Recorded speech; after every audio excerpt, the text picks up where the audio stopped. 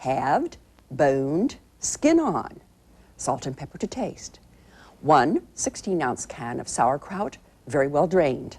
4 slices, 4 inches by 6 inches, natural Swiss cheese, not the processed stuff. 1 1/4 cups bottled Thousand Island salad dressing. And for garnish, a tablespoon or so of chopped fresh parsley.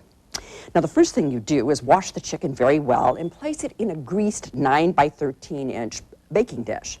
And sprinkle on a little bit of salt and pepper, and you really don't need much salt because sauerkraut has quite a bit of salt in it, but we have rinsed that, so that's no problem. But I do like a lot of pepper. Now, we're going to layer the sauerkraut and the Swiss cheese on top. And here we have the sauerkraut very well drained. I like to drink the juice, and you know, it's very high in vitamin C. Actually, kraut is a wonderful dish to have on hand all the time because it doesn't have any calories and at all, and it's very good for you, very high in vitamin C, as I mentioned. So now we sprinkle on this kraut, and this acts as a wonderful tenderizer on the chicken. I might also add that you can use a skinless chicken breast if you like, but you're going to drain off all the fatty juices later on, so I don't think it makes much difference, and I do think the skin adds some flavor. Then you place the Swiss cheese right on top. Now, what could be easier? You know, of course, that I'm noted for my recipes from scratch, and so this seems like sort of a kitschy recipe for me to be doing, but I have a little secret to tell you about this recipe. It won me $10,000, if you can believe that. Now, I shall continue with the story after I finish up. Then you just take your Thousand Island dressing, and there's about 1 1/4 in one of these jars, and you just drizzle this over the top. Isn't that easy? What I like about this is that it absolutely takes no dishes except maybe a spatula that I'm going to use a little bit later. But at any rate, one of my friends brought this dish over to me one time, and she said, Marcia, I want you to taste this. It's called Weird Chicken, and you'll never believe what's in it. It has sauerkraut in it. And I said, no, I can't believe that would be good. Well, I tasted it, and I just about lost my mind with pleasure because it was so good. And I said, I've got to have the recipe. Well, she gave it to me, and I made it many, many times for company because it's a perfect company dish because the sauerkraut tenderizes the chicken so much that you don't need a knife to cut the chicken. You can just use a fork, which is perfect for buffet service. Well, at any rate, I bought a new car. This is related, believe it or not. I bought a new car. And I was so shocked to discover that it was going to cost $10,000. And so I was reading in the newspaper about the National Broiler Council having a chicken cook-off, and if you won the recipe contest, you got $10,000. So with my Irish optimism, I'll just send in Weird Chicken and win that $10,000. Well, that's precisely what happened. Fortunately, I did rename it. I called it Chicken Reuben because it does have all the Reuben ingredients. Well, here we are now. This is what you do next. You top this with foil, and you bake it at 325 degrees for 1.5 hours. Now, that sounds like an awfully long time, but a lot of juices form, and again, it makes the chicken so tender and so wonderful. Drain those juices off before you serve it. And then, depending on your oven, this might be quite brown on top, and it might not be brown enough to satisfy you. So if you want it a little browner, the thing to do is just turn up the broiler for just a few minutes, and this gets a wonderful golden brown on top.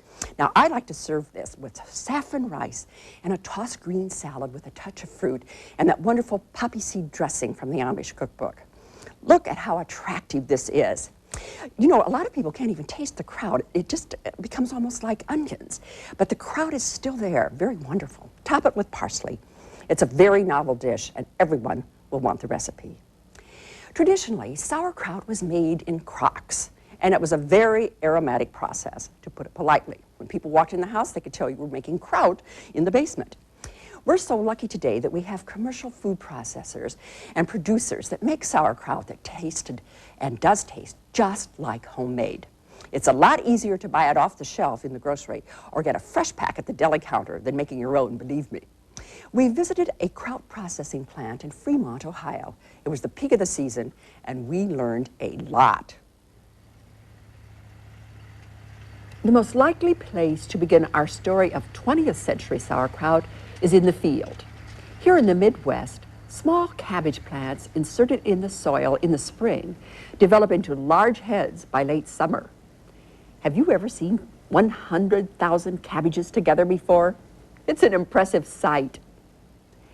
An especially designed cabbage harvester does the harvesting, saving lots of sore backs. The fields are close to the sauerkraut processing plant, so we followed the cabbage from the field to the factory. This is Don Schlesman Jr., Vice President of Operations, who gave us a tour and explained the kraut making process. It was very interesting and informative. Well, what we do first, of course, is harvest the cabbage. And we have cabbages that range from, in bad years, the size of baseballs on up to what you're seeing now, which are almost basketball size. And we bring them into the coring area, where the personnel drills the core out with the coring machines, as you can see.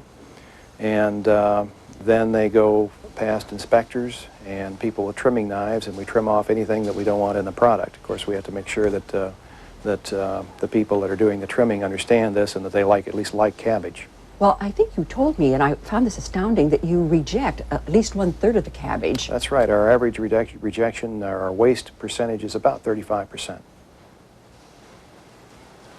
It may surprise you to discover there are only 2 ingredients used in making sauerkraut: cabbage and salt.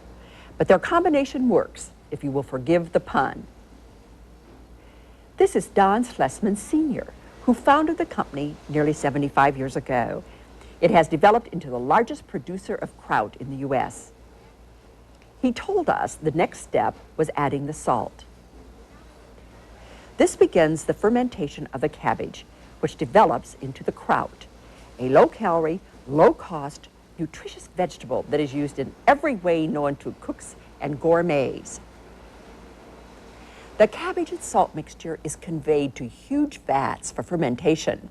It's blown in at 60 miles per hour through pipes. Is this high-tech or what? Yeah, they're an 8-inch pipes that run all over the plant, and it's like a giant vacuum cleaner system. And one side blows the solid slaw into the tanks, and the other side vacuums it back out and carries it to the canning room. Well, the vats are fantastic. What are they made of?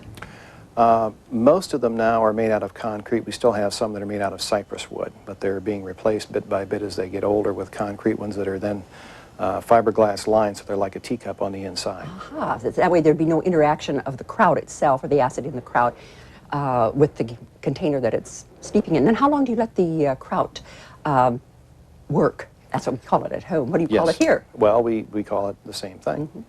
Mm-hmm. You have an at-home that is up to speed. Mm-hmm. Basically, it ferments from anywhere from 4 to 8 weeks, and then it reaches a state of equilibrium, and then we store the product in the tanks for protracted periods of time, upwards of a year or more sometimes, so that when we can hand to mouth, so just for orders. That way the customer has the maximum shelf life available to them, because the product's not been in the can very long when they receive it. About how many cabbages do you process in a season? Or is it in tonnage? It's or in tons. Tons. This year it's going to be around 14,000 tons. Mercy, that's a lot of cabbages. But it's a wonderful, interesting thing to see. Now, at home, I weight my kraut down in the crock with a plastic bag of water. Looks like you do the same thing here, only in a bigger fashion. Yes, we do. We take our tanks that hold 140 tons. We put great big sheets of visqueen, usually 2 layers, on top of the tank, and then we put water on top of that, and then that creates a seal around the edge and weighs the slaw down. The now golden cabbage strands are loosened and separated and packed into containers. The Fremont Company processes the final product 2 ways. One way using what is called a poly bag. These are available in meat and deli counters. The large amount of vitamin C in kraut is retained during the canning process.